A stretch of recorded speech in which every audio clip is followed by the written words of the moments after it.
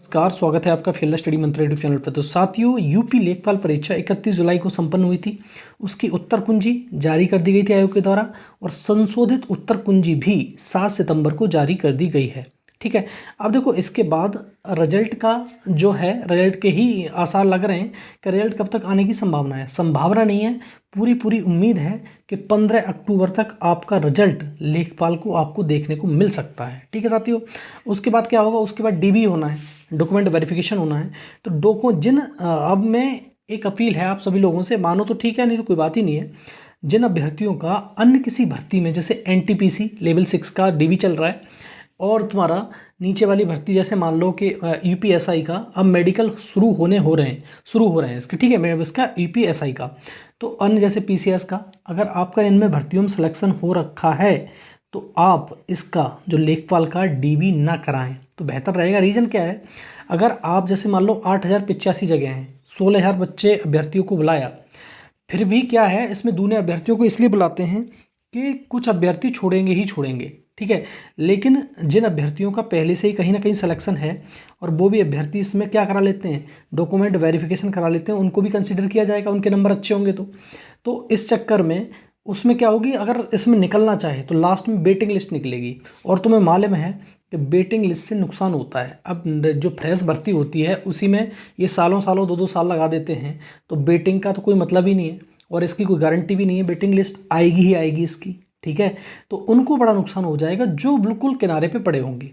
तो आप लोगों से सभी से अपील है, जो भी अभ्यर्थी किसी अन्य भर्ती एनटीपीसी, एसआई, यूपीपीसीएस या कोई आरओ जितने भी अन्य भर्तियों में आप सेलेक्टेड हैं, तो इसमें अपना डीबी ना कराएं, छोड़ सकते हैं आप, जिससे किसी का भला हो सकता है।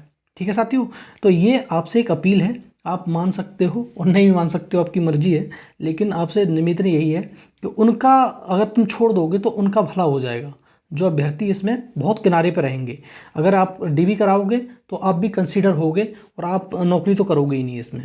ठीक है, अगर देखो, अगर इसमें वेटिंग लिस्ट आती है, मैंने बता दिया, अगर देखो वेटिंग का प्रावधान बनता है इसमें लेखपाल में, तो भी इसका कम से कम 2 साल लग जाएंगी। तो इससे बहुत बड़ा नुकसान होने वाला है। 2 साल तक कौन वेट करता है। अगर इसमें वेटिंग का भी उन्होंने प्रावधान रखा, जैसे लोगों ने वो करा ली, डीबी करा लिया और उन्होंने फिर नौकरी मतलब ज्वाइन नहीं किया तो उसका निकलेगा वेटिंग लिस्ट। तो वेटिंग में भी इनको कम से कम 2 साल लग जाएंगे, ये मान के चलो आप। तो वेटिंग से किसी का भला होने वाला नहीं है। अगर फ्रेश में अगर नौकरी लग जाती है तो बढ़िया है। ठीक है साथियों, तो लगभग जो 15 अक्टूबर तक आपका रिजल्ट श्योर शॉट आ जाएगा और आने की संभावना है पूरी 15 अक्टूबर तक। 15 अक्टूबर के बाद आपको डीबी का शेड्यूल दिया जाएगा, कम से कम टाइम मिलेगा आपको। उस बीच में आपने जिसने भी अगर डॉक्यूमेंट बनवा लिए होंगे वो बस ठीक है, जिसने नहीं बनवाए होंगे वो बीच में अपने डॉक्यूमेंट बनवा सकता है। ठीक है, समय मिलेगा उसको आराम से, कोई दिक्कत नहीं है, डॉक्यूमेंट बनवा ले। और फिर मैं अपील कर रहा हूँ आपसे, जिनका किसी भर्ती में हो गया है वो इसका डीबी ना दें, क्योंकि इसका ग्रेड पे इतना नहीं है, इतना अच्छा खासा। अन्य भर्तियों का ग्रेड पे बहुत अच्छा है। ठीक है, ये ग्रामीण इलाके की जॉब है, जिसको पसंद नहीं है वो भी डीबी देने ना जाए, अन्यथा की स्थिति में दूसरे का नुकसान हो जाएगा आपके चक्कर में। ठीक है साथियों, तो और मैं ये भी बता दिया मैंने, डीबी जो बेटिंग होती है इसकी, भैया बेटिंग का कोई भरोसा नहीं, बेटिंग बहुत समय में क्लियर हो पाती है, जब तक 2-4 भर्ती और देख सकते हो आप। ठीक है, तो यही अपील है कि आप ज़्यादा से ज़्यादा लोग जिनका हो गया है वो इसमें इस भर्ती में लेखपाल में डीबी कराने की कोशिश ना करें, यही आपसे अपील है। ठीक है, आप दूसरों का भला कर सकते हैं अपना डीबी ना करा के।